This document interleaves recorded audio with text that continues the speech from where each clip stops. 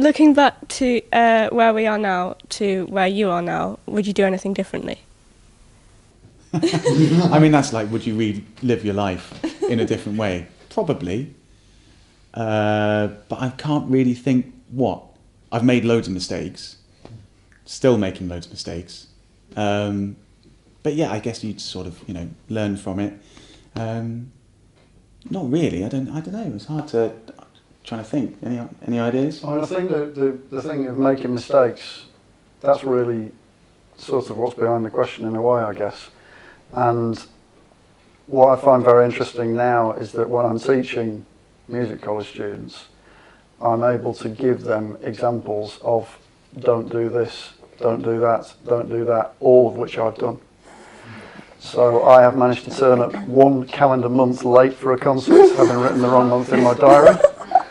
I have sat on stage practicing somebody else's solos without realising that they were there, thinking that the stage was completely empty and I was just playing by myself, and that they were actually sitting at the side of the stage watching me do it. I mean, the number of chew your own arm off in absolute horror moments that I have been part of, and I'm still first on of the RRBO. It is possible to make those mistakes and still do okay. They're not career-ending things. They're career-ending if you do them twice. And I think that's the most important thing for me, is being a really, really, really fast learner.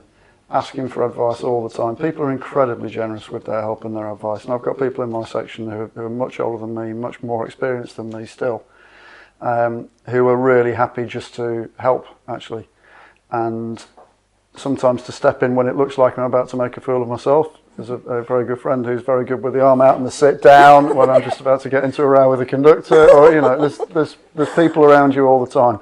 And I think the most important thing that I could offer as advice really in that respect is making sure that you're a good colleague. And it doesn't matter whether you're a first horn or a fourth horn or an extra coming into an orchestra, or you're working in the West End or you're working in an opera house. You need to be the sort of person that when people see your name on a list, they're pleased to see that it's you on that day. And if you then make mistakes in that kind of context, people are sort of okay. If you're the sort of person that people are generally irritated by and you look like you're just about to make a mistake, generally people will be quite pleased that you've made the mistake.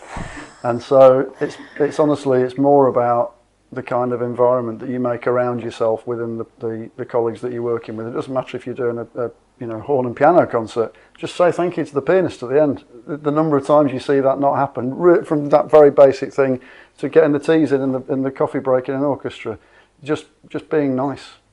I'm sorry, can I piggyback on the back? It's also having acceptance, I think, that you're going to make mistakes in everything. And I'm hypocritical as anyone here, but it's sort of, I always want to do everything right and do it by the book. But then you're inevitably going to make the wrong decision at some point, or you go somewhere, you do something, and you look back in hindsight and you go, I wish I hadn't done that. But you just need to accept it, and it's the same as playing the French horn. Sometimes it's going to go wrong, and as soon as you accept that and you can live with it and not beat yourself up about it, then I think that's. I'm still trying to do that, because as soon as I make a mistake, I beat myself up about it. But trying to not take it too seriously, I think. Yeah. What these guys have said. In terms of when you say where you guys are now, so the next few years, no, I wouldn't do anything differently. I went to Guildhall and I absolutely loved it, and I would live that experience again if I could. For me, I'd done all my county stuff, but I'd never done MYO or any of that kind of thing. So, and I was pretty much the only kid in my school that was interested in music. So getting to Guildhall and being there's other people that like playing instruments like this, it would completely blew my mind. And just being in that environment was so new for me and amazing. And I just learnt so much. I got to Guildhall not really having any clue what I was doing about anything. And I just took every opportunity to learn from whoever, and actually learnt from the students in the years above me. I learnt loads from them as well. Just listening, watching, playing with them, just tried to absorb as much as I could. And, there's no way that anyone who heard me in the first year of Guildhall would have said, oh yeah, in 4 years' time she'll have a job. No way. And my main teacher, Richard Bissell, he said that, that he was really amazed with how I ended up compared to how I started. And I think, you know, so much of that is just down to I just was there like taking in everything I could, and trying to take every opportunity that was there. And then following on from that, when I did get my job, like what Tim was saying about being a good colleague, that is something that I've really experienced from those around me. There's, you know, I had so much to learn. You know, I'd never done any professional work, and there I was being the first one in the symphony orchestra, being like, what am I doing?